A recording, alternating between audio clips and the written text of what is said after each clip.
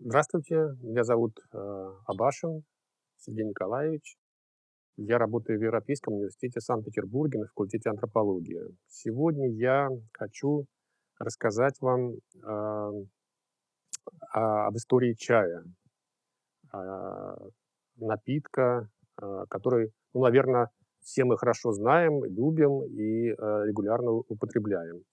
Конечно, моя история будет неполной, рассказанная мной история будет неполной и, возможно, не затронет какие-то регионы или какие-то важные эпизоды истории, но я постараюсь дать какое-то общее, может быть, представление о том, как чай стал вот таким популярным и общемировым, не постесняюсь этого слова, напитком.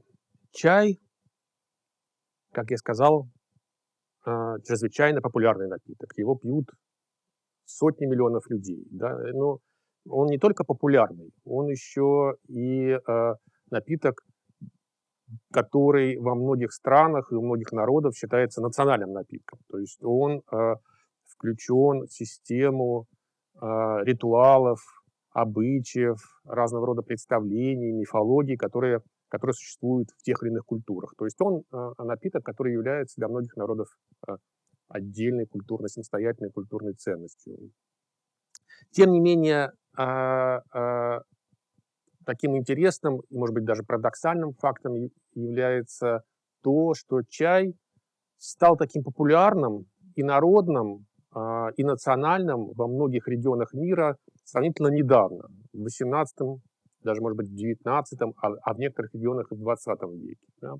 Вот как это произошло? Я попробую сегодня рассказать об этом.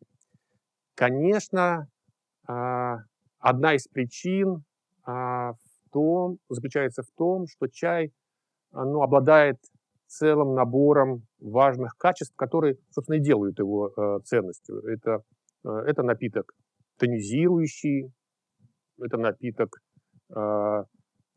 согревающий, это напиток, доставляющий удовольствие. Даже считается, что он в некоторых случаях является лечебным, а, собственно, в прошлом он считался лечебным напитком, прежде всего, в первую очередь. Да? Но этих качеств чая, наверное, недостаточно, чтобы объяснить, почему он стал действительно мировым напитком, да? Приобрел мировую популярность. Да? Наверное, есть какие-то травки, какие-то растения, которые обладают не меньшим тонизирующими эффектами или какими-то лечебными эффектами. Собственно говоря, мы хорошо знаем, что мир делится по напиткам на две части. Одни пьют кофе, да, другие пьют чай. И, собственно, кофе тоже обладает какими-то важными качествами, да, которые ценятся людьми. Да. Вот почему все-таки чай стал вот таким популярным напитком?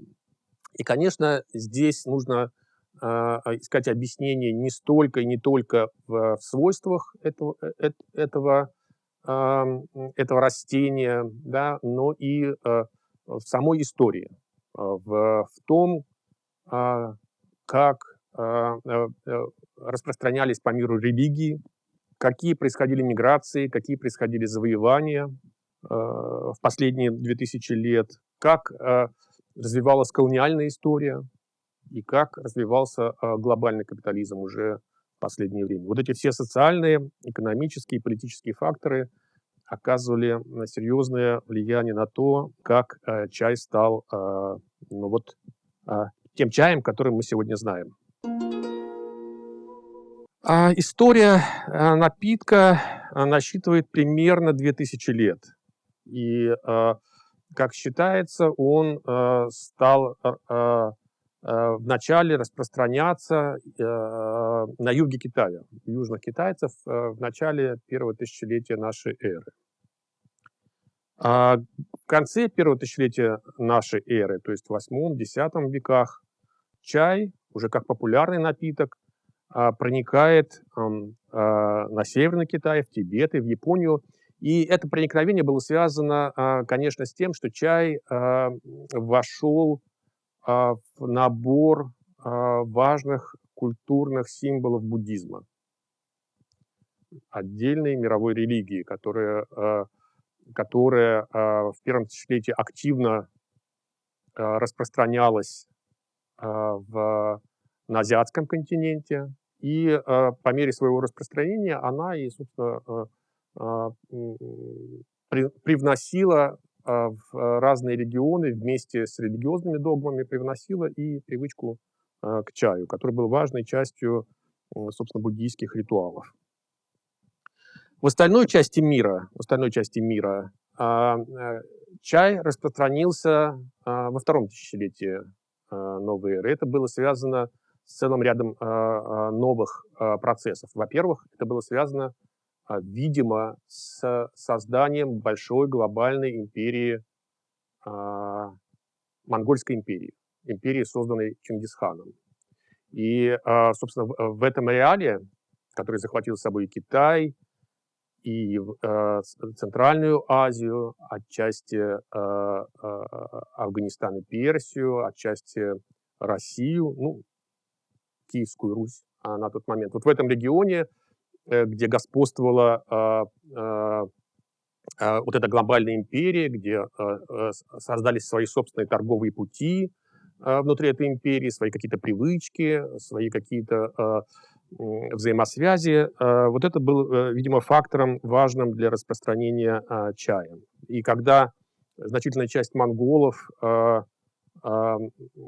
приняла буддизм, это тоже стало фактором уже распространения чая, ну, в монгольский и постмонгольский период. Постмонгольский — это когда, собственно, сама империя распалась, и на месте возникло множество разных новых государственных объединений постмонгольских, да, тюркских или, собственно, монгольских, да, они вот создали ту среду, в которой чай распространялся уже в новые регионы. И, наконец, во второй половине второго тысячелетия нашей эры, то есть начиная где-то примерно с 17 века, я чуть-чуть потом позже скажу об этом, чай стал распространяться уже за пределами буддийского и чингизидского, да, монгольского ареала. И чай стал важным элементом культуры уже мусульманских и христианских регионов, да, регионов, где преобладали вот эти христианские религии и мусульманские религии. И это, конечно же, было связано с новыми миграционными процессами, с колониализмом. Да, это уже было частью большой колониальной экспансии в Европу, в азиатские регионы, и эта экспансия, в свою очередь, приводила к изменению торговых путей, к перемещению привычек, в том числе перемещению разных видов пищи, которые европейцы находили во вновь завоеванных или присоединенных регионах. И потом это уже было связано, сейчас это связано, конечно, с глобальным капитализмом. Но это вот такая краткая история. Я попробую дальше чуть-чуть ее развернуть и показать немножко какие-то, сказать, детали процессов, которые происходили в разных регионах, как чай оказывался там в других регионах мира. Здесь я хочу отдельно сказать о том, как возникло особое блюдо или особое блюдо или особый напиток, который тоже связан с чаем, но имел как своеобразную форму. Это так называемый чай, ну, не так называемый, это чай, который употребляется с молоком, с солью и с жиром, с маслом. Этот особый вид чая или особый вид даже не просто напитка, а уже как бы отдельного блюда, который обладает своими собственными качествами, отдельными от чая. То есть он не только тонизирующий и согревающий, да, но он еще, как я вот перечислил, ингредиенты, которые туда входят, да, соль, жир, масло, молоко, туда крашат лепешки разные, как бы еще. Это разные варианты этого чая. Это, конечно, очень высококалорийное блюдо, и оно уже получило популярность именно как не просто как напиток, а как вот отдельная еда. Как возник этот вид чая? На этот счет тоже, но мы знаем, что ареал распространения этого чая, конкретно этого чая, он связан с кочевыми и горными народами. То есть, поскольку это, как я сказал, блюдо было высококалорийное, тонизирующее, согревающее, то оно получило популярность именно у кочевых народов, да, где употребление молока и жира было необходимой частью повседневного рациона. И в горных районах, где тоже было свое скотоводство, и где тоже был необходим вот такой согревающий калорийный напиток, который позволял каким-то образом жить, да, вот в тяжелых холодных условиях. И, собственно, распространение и появление этого чая, видимо, связано с историей, как я уже упомянул, Монгольской империи, с распространением, с завоеваниями Чингисхана и потом его потомков. И, видимо, в XIII веке, видимо, появляется и вот этот вот чай. Он не просто появляется, да, а он начинает получать большую популярность, распространяться на значительной территории Евразии. По мере того, как часть монголов принимала буддизм, видимо, чай переходил вот в рамках буддийского региона от китайцев к монголам, и они приняли чай как свой собственный уже народный, популярный напиток. Возможно, что это появление этого блюда связано с Тибетом. Там тоже есть похожий напиток или похожая еда, которая включает в себя, кроме чая, молоко, жир и какие-то другие ингредиенты. И возможно, что Тибет, который в какой-то момент стал важным центром буддизма в евразийском регионе, да, центром каких-то мод, культурных привычек. Возможно, что именно Тибет стал вот таким как бы триггером распространения этого вида чая уже среди монголов, принявших буддизм, да, а потом и за пределами буддийского, собственно, монгольского и буддийского ареала уже к соседним народам, тюркам и так далее. Ну, конечно, всегда такие истории сложно интерпретировать, сложно прослеживать. Возможно, что такой вид чая возникал не из какой-то одной точки географической, а он возник в нескольких точках одновременно, да, и каким-то образом происходило уже какое-то культурное взаимодействие разных групп населения, и этот чай или еда, да, чай, еда уже распространялась широко за пределы каких-то ограниченных территорий.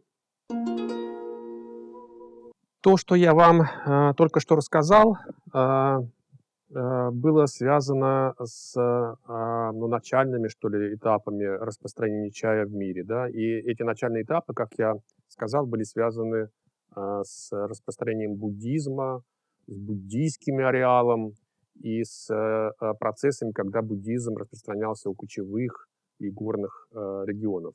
Как чай распространялся за пределами буддийского ареала?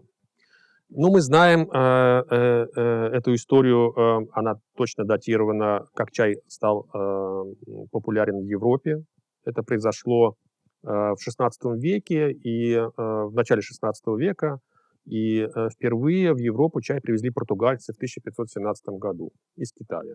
Да, то есть это уже история колониального проникновения европейцев на азиатский континент. И почти столетие чай был популярен только в Португалии, и В основном его пили при дворе монарха, он был популярен среди знати, португальской знати.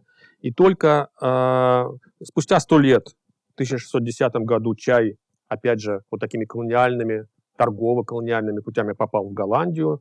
И только в 1664 году чай попал в Англию, в Британию. Это произошло в результате женитьбы или замужества португальской принцессы с английским монархом. И в этот момент как бы португальские привычки, португальские моды, португальская любовь к чаю проникают в Британию, и чай уже становится популярным в Британии. Опять же, при дворе монарха, да, и среди знати. Потом уже распространяется как мода. По мере того, как чай становится более дешевым, да, как торговые пути, которые создаются в рамках каких-то колониальных империй, становятся более интенсивными, да, новые товары начинают циркулировать в больших количествах, чай дешевеет, то есть сначала он был дорогим напитком, и его могли себе позволить только богатые люди. По мере того, как он дешевеет, мода на чай распространяется сначала среди горожан столицы, потом среди горожан, притом уже в 18-19 веке среди основного населения, да, когда уже чай становится совсем дешевым напитком, и он уже становится вот таким народным напитком, который пьют все. Да? И мы знаем, что чай ну, вот считается таким национальным напитком в Великобритании.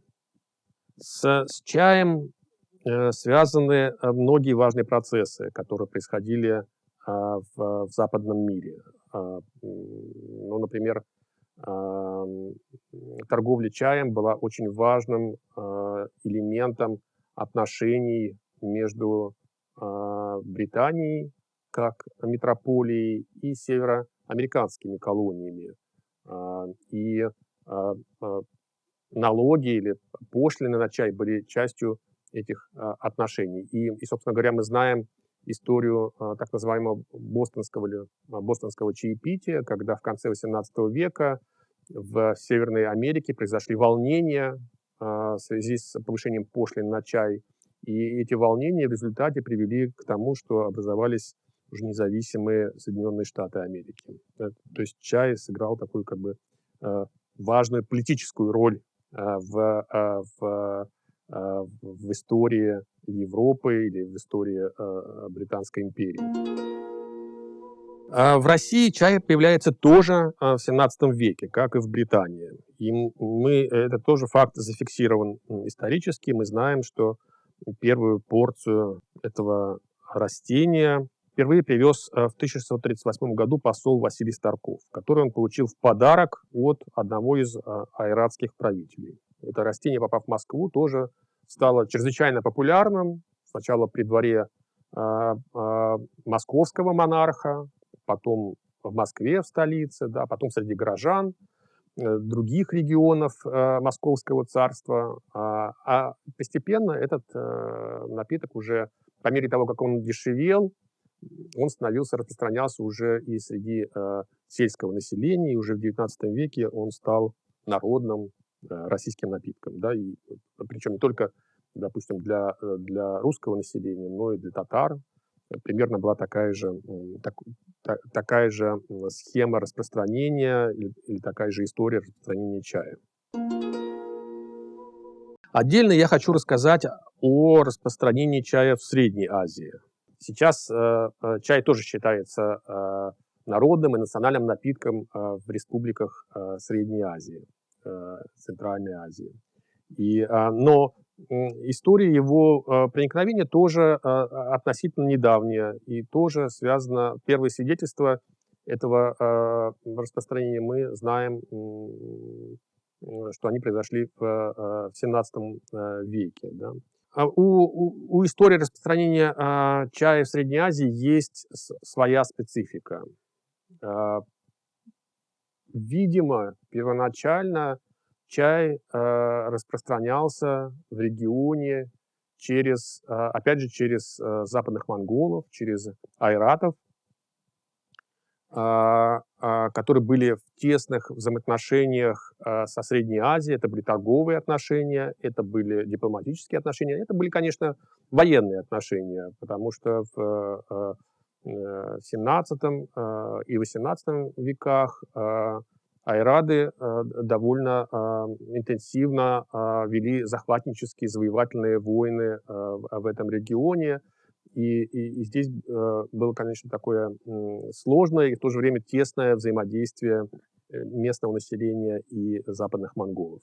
Ну, эта история известна как история Джунгарского ханства в XVII-XVIII веках.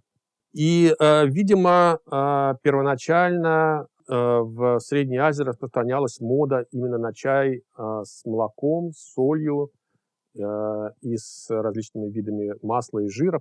Это блюдо оказывалось в Средней Азии двумя путями. Первый путь – это когда в результате военных действий часть западных монголов, джунгар, айратов, оказывалась пленниками, рабами в Средней Азии. Они принимали ислам и становились важной частью местной элиты. Почему местной элиты? Да, это тоже интересный вопрос. Да, как рабы становятся элитой?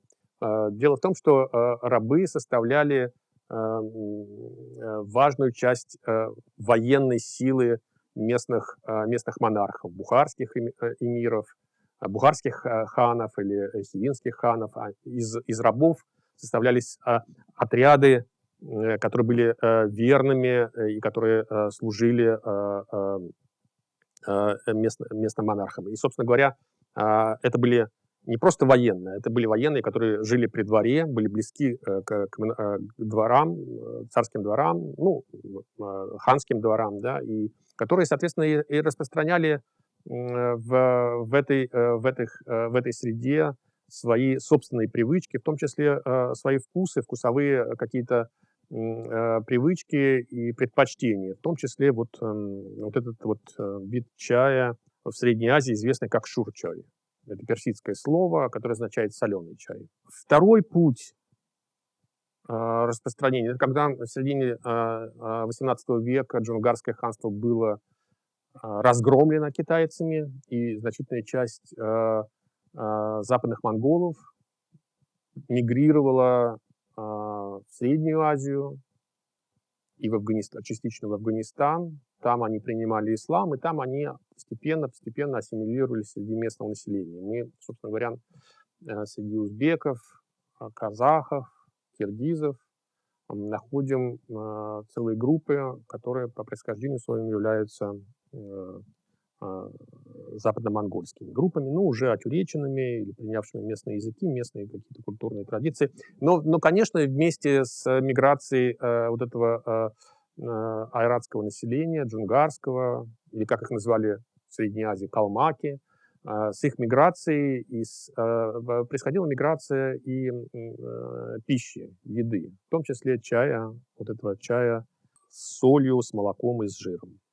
Другой волной, которая распространяла, опять же, привычку к чаю, была волна переселения, миграции уйгуров. Уйгуры – это население нынешнего Синьцзяна, западной части Китая, которая в XVII-XVIII веках входила в состав. Если среднеазиатские ханства были такими автономными или полуавтономными от джунгарского ханства, то уйгуры входили в состав джунгарского ханства, были частью этого джунгарского ханства и наиболее тесным образом взаимодействовали с айрадами. Да, и, соответственно, взаимодействовали и перенимали их вкусовые какие-то пищевые предпочтения. А потом, когда в XVIII-XIX веке, опять же, из-за китайской экспансии в этот регион, значительная часть уйгуров мигрировала уже в Среднюю Азию, в Ферганскую долину, в Ташкент. Они тоже с собой все эти привычки к чаю распространяли в этом регионе. Чай известен, конечно, и в Афганистане, и в Индии. Здесь своя история распространения чая. Да. С одной стороны, это распространение шло с севера, видимо, опять же, распространялся вот этот вот первоначально чай с молоком и с солью, и с маслом. И он был известен в северных регионах Афганистана. Видимо, какая-то была волна распространения чая уже из Южной Азии, из Индии, тоже в Афганистан, и дальше в Персию. И мы, собственно говоря, знаем, что этот чай уже был совсем другого типа. Это был не чай с молоком и солью, который был характерен для более холодных северных регионов, а это был чай с различными ароматическими добавками. Туда добавляли какие-то косточки от разных фруктов или какие-то специи, и это были такие уже ароматические виды чая, которые стали популярными в Персии, в Южном Афганистане и в самой Индии. Да, это уже отдельная история распространения чая.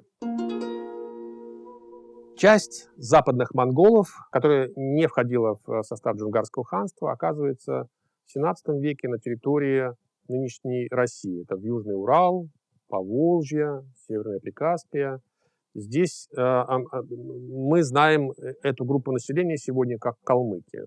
Это тоже были айрады, группа айрадов, западных монголов, которая ушла далеко на запад и поселилась на нынешней территории Южной России, где они составляли значительную военную силу, и где они значительную демографическую силу и значительную культурную силу, где они взаимодействовали с остальными местными народами, с тюрками, с народами Северного Кавказа, дагестанцами и так далее.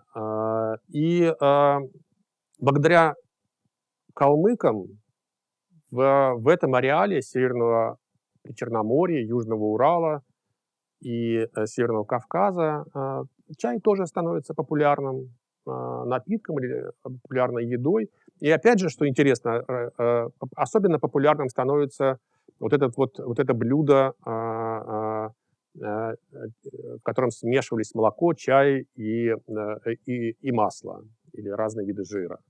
И в этом регионе этот чай получил название калмыцкого чая, и он под таким названием известен, и стал уже довольно популярной местной пищей. И многие местные народы, например, нагайцы, приняли его уже как свое собственное народное блюдо, сегодня которое уже считается национальным блюдом.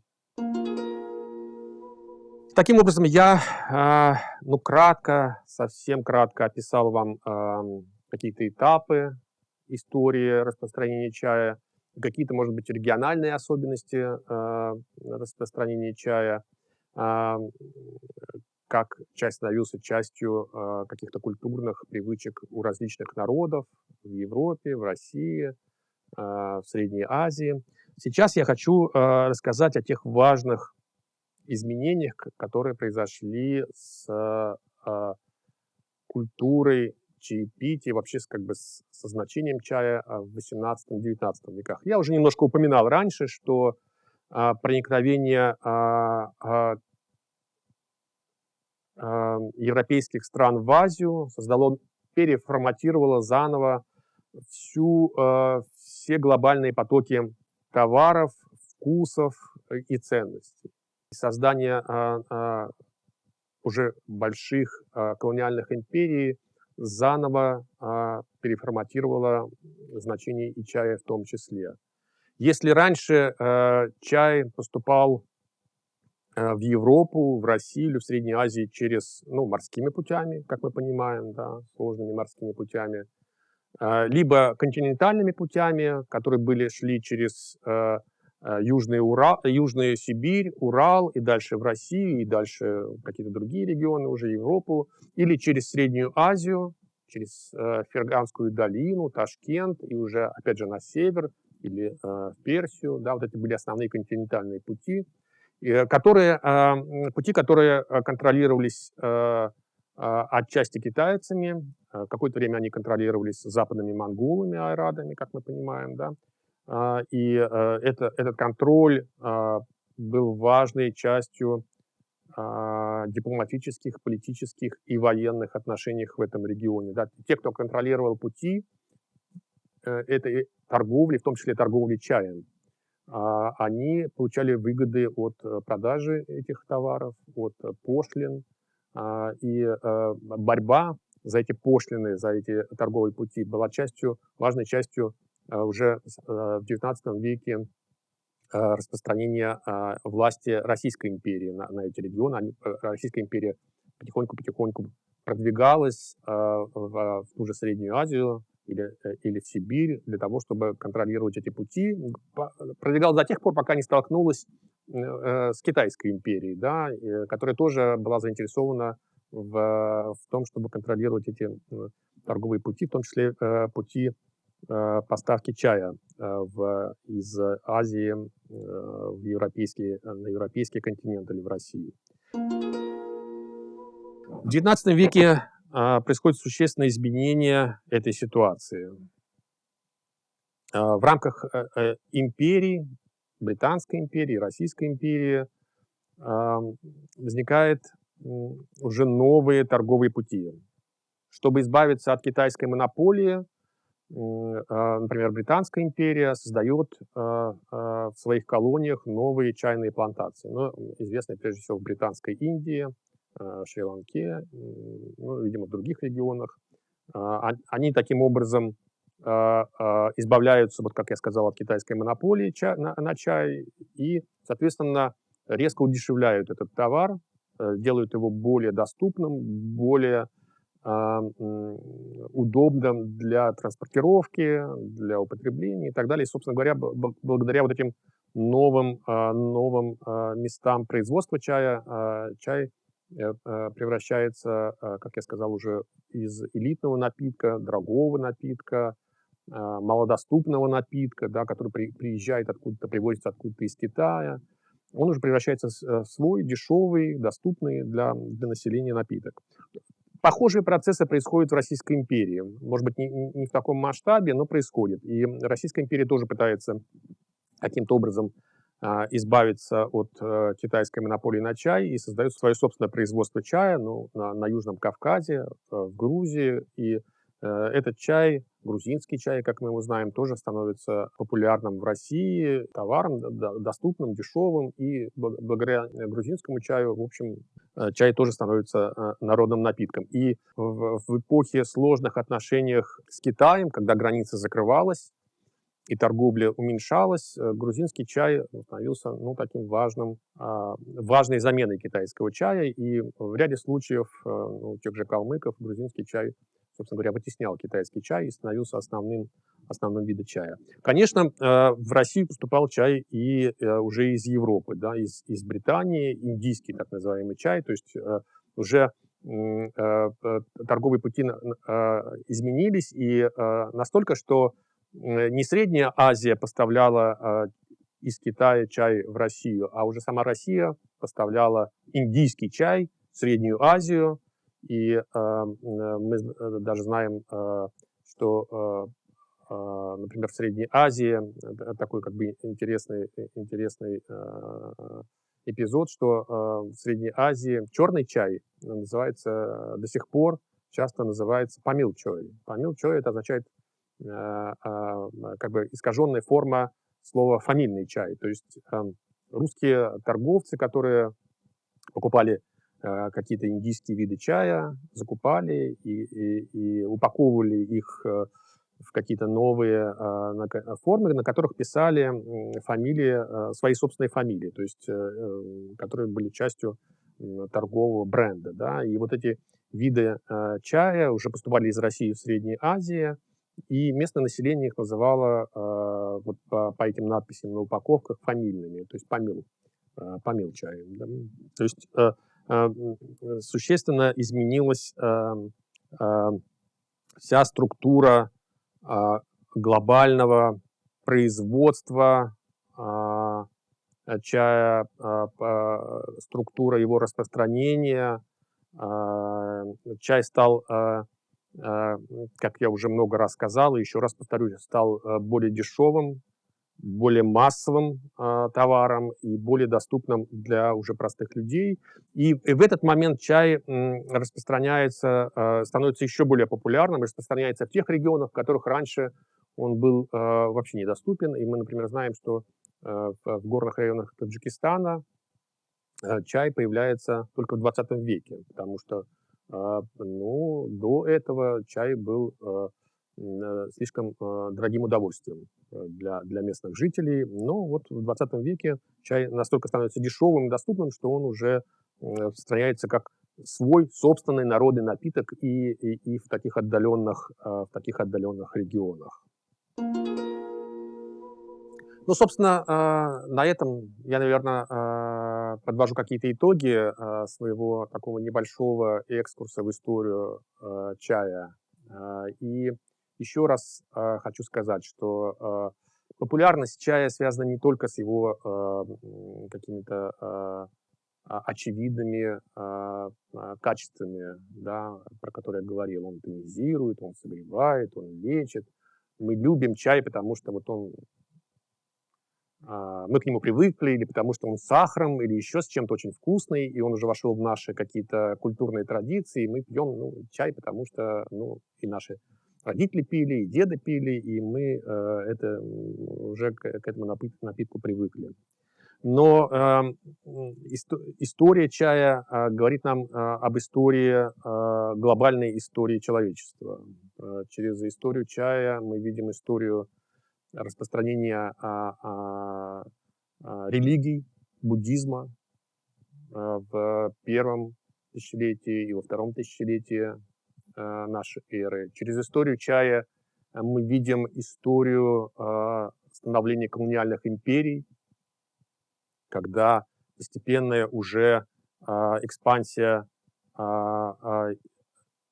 европейских стран в Азию создавала новые торговые пути чаем уже в Европу или в Россию, в другие регионы, и чай уже становился важным напитком в этих новых регионах, уже за пределами буддийского ареала.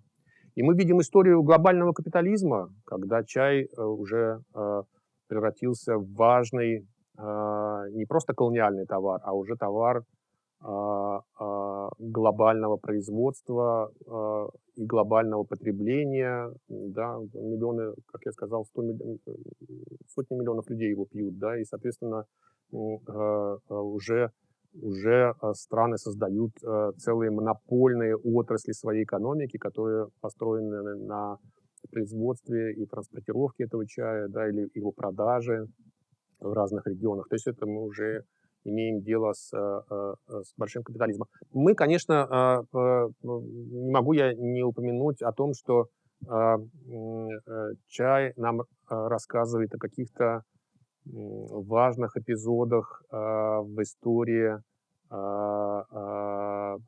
каких-то отдельных регионов. И, допустим, история западных монголов, Джунгарского ханства, калмыков, айрадов, да, она тоже тесно связана с распространением чая, ну, уже в такой, как бы, интересной, может быть, необычной для остальной части России форме, как чай с солью, молоком, маслом. И этот чай мы до сих пор встречаем на Северном Кавказе, немножко в Средней Азии, и это остатки вот тех прежних каких-то бурных исторических событий, которые происходили в этом регионе в 17-18 веках. Еще, может быть, последнее заключение по поводу истории соленого чая, чая с молоком и чая с жиром. Почему, будучи очень популярным в 17-18 веках, он постепенно исчез с карты России, карты Средней Азии в том числе, стал менее употребляемым, менее популярным. Он сохранился только в некоторых, как специфическое блюдо только у некоторых народов. Ну, Это связано с тем, как я уже говорил, что этот вид чая это был характерен прежде всего для кочевых и горных районов. Да, и по мере того, как кочевники теряли свою политическую силу, свое политическое значение, по мере того, как население, бывшие кочевники переходили к оседлому образу жизни, вот этот вид чая постепенно заменялся уже более привычными нам видами чая, когда чай пьют просто как напиток с водой, с кипяченой водой, да, иногда с сахаром. И эти виды чая уже черного, зеленого, они заменяют вот эти прежние моды, более кочевые моды такого калорийного блюда, вытесняя их в сферу ритуальную, немножко такую как бы экзотическую, этническую сферу, да, каких-то национальных, таких особых блюд. Но вытесняет его из сферы таких вот народных, повседневных напитков. Итак, чай. Чай – это не просто народный напиток, не просто напиток, который доставляет нам какое-то удовольствие, лечит нас, который согревает нас, который взбадривает нас иногда. Да? Чай не просто национальный напиток, который связан с нашими какими-то культурными привычками, обрядами, обычаями, с нашим представлением об истории своих народов, о каких-то культурных ценностях наших народов. Чай – это глобальный напиток. Это одно из достижений человеческой цивилизации, я бы так сказал, да, и часть истории, глобальной истории человечества.